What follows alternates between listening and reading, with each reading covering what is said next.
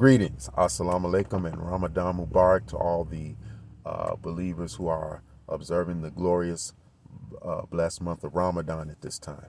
My name is Hajj Abdul-Malik, and today I wanted to talk to you about um, Othello, the Moor of Venice, William Shakespeare's Othello.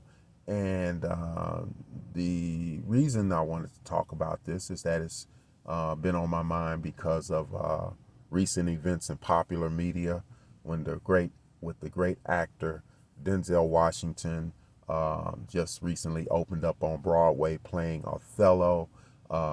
It's been a big buzz in the entertainment world because this is his last hurrah.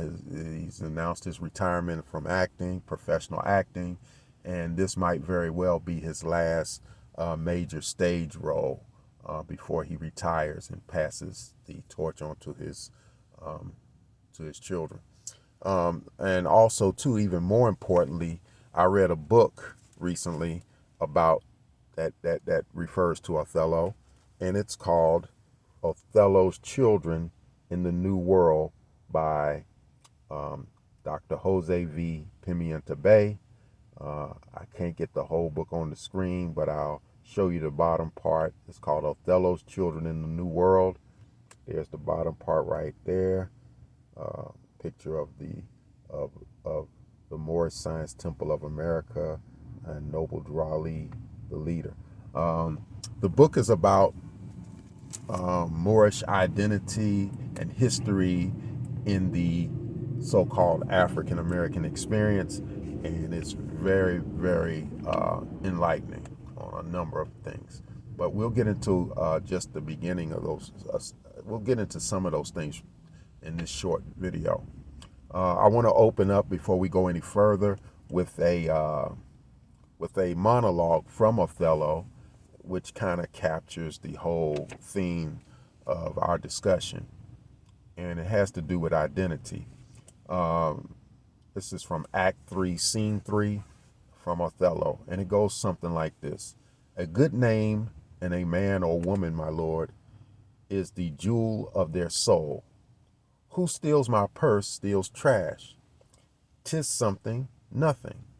'Twas mine, 'tis his, and has been slave to thousands.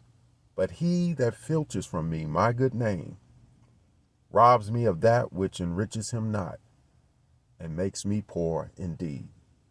So that's Act 3, Scene 3 from Othello, and that should give us some real food for thought as we go do a deep dive into, start a deep dive into Othello as a metaphor for our people here in America. Now, one of the things that makes Othello so interesting and so relevant is that he's a very complex character. He's also he's a very layered, complex character. He's also a very conflicted character simultaneously. So he's simultaneously a very nobleman, and also a very tragic figure, and all at the same time. You know, the story immediately opens up with him being celebrated and hailed by his soldiers, by the people of Venice, and by the royal court of Venice. He's like the hero of the day.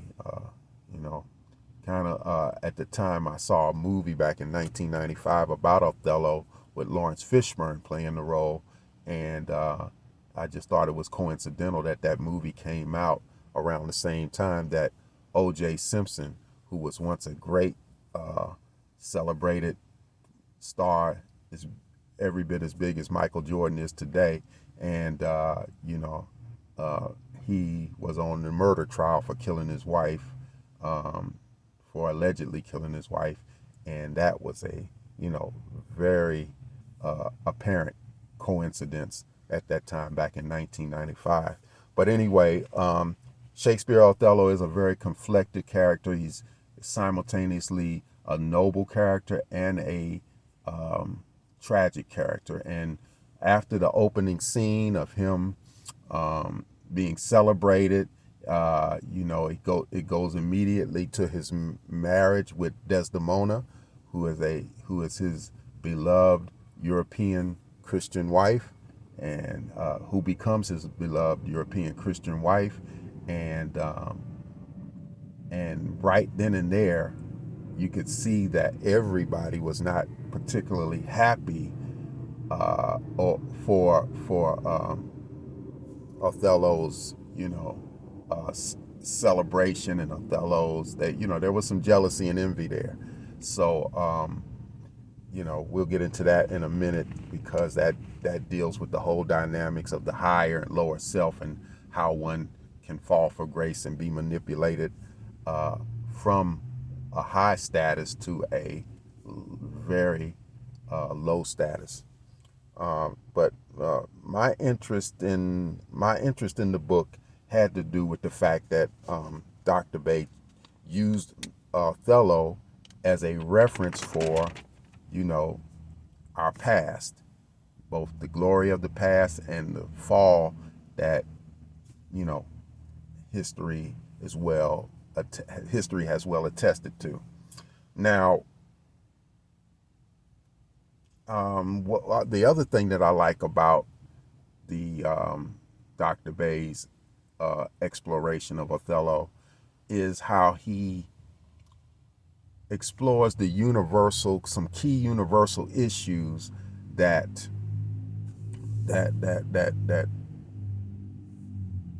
Othello embodies. Those key universal issues would include deceit, deception. It would also include loss of identity. It would also include self-hate. And, all of this is illustrated by way of Othello's relationships with the entrusted people, those closest to him, including his best friend, or who he perceives as his best friend, Iago, honest Iago. He's referred to throughout the drama, which he is, of course, anything but. Iago is actually a very deceptive arch nemesis of Othello. He is his name is clearly, apparent to me, that it's associated with Santiago Matamoros, or Saint James the Moor Killer, as he's referred to in English, who is the patron saint of Spain. And he is the patron saint that all of the Spaniards back in the day, I don't want to say they all do it today, but traditionally he is the one that Spaniards give their hail as being the divine, as one sent divinely to aid them from the heavens in their struggle against the Moors and their defeat of the Moors. If we know anything about, if for those of us who know about Moorish history, they credit him every Thanksgiving. To this day, they still celebrate him as their benefactor and divine benefactor in their defeat of the Moors back in 1491, the reconquest of Spain, Reconquista.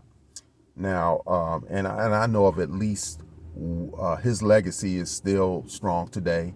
I know of at least one city, major city in our hemisphere in Mexico, called Matamoros, Mexico, New Spain, formerly New Spain.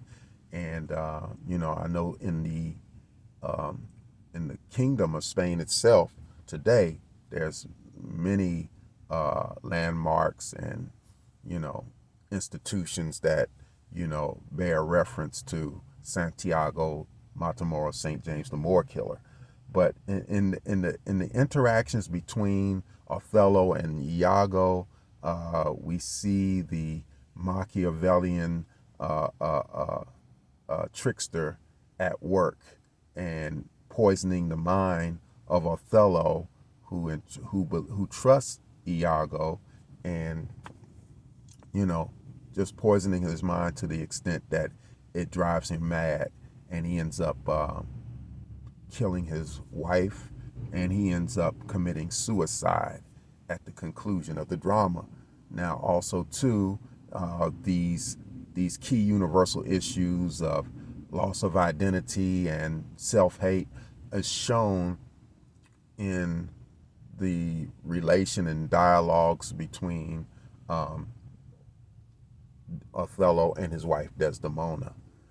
And so we'll it's a lot to it, and of course we cannot explore it all right now in this debut video, but we will, inshallah, we will explore it further. And I thank you for joining me in this explorative journey, and I hope you will continue to ride with me as we pursue it further. And I hope you find it interesting, and I hope this has whet your appetite for more, no pun intended. So have a blessed day, have a blessed month of Ramadan, and I'll be talking to you soon in follow-up. Peace. Assalamu alaikum.